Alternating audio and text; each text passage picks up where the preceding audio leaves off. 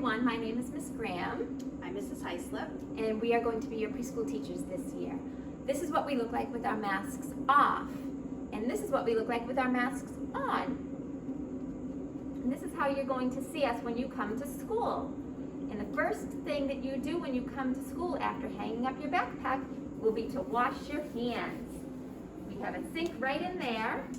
Sink, soap, towel. And then after you washed your hands, it will be time for you to play. Over here we have some magnets and some books. We have a little cozy corner and some couches. And then we have toys out on the table for you to use. And these toys will be changed every once in a while.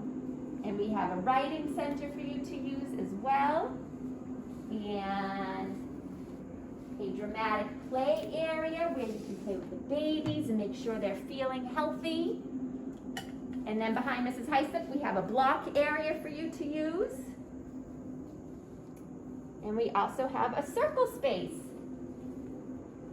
where we'll sing songs and we'll read stories.